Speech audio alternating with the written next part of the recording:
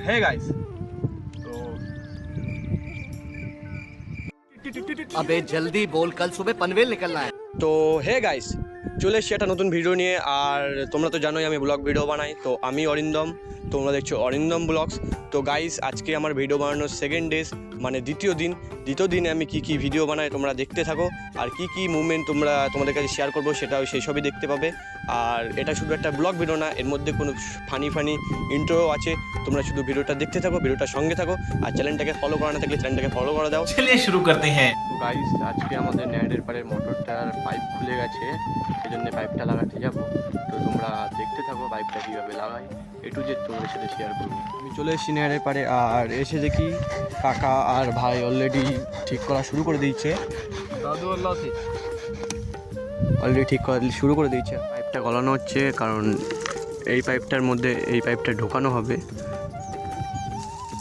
তো যেহেতু গাইস যে আমাদের পাইপটা খুলে গেছিলো, সেই জন্য এখন পাইপটা পুরানোর পরে পাইপের উপরে স্কুপ লাগানো হচ্ছে। স্কুপ লাগানো হচ্ছে যাতে পাইপটা সেকেন্ডবার না খোলে। আর স্কুপ লাগানোর পরে যে এখানে যে টিউবগুলো আছে না, এগুলো এখানে বাঁধা হবে।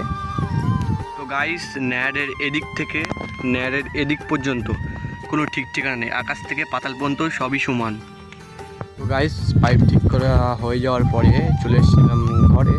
তো স্নান দান করে বেরিয়ে দেখি কাকা সবজি কাটছে। তো দেখো কি কাটছো? ঝিঙে যে খাবে ঝিঙে আরে ঝিঙে ঝোড়া বন্ধুরা আরে ফুটফুট মেরে সব क्या बोला तूने?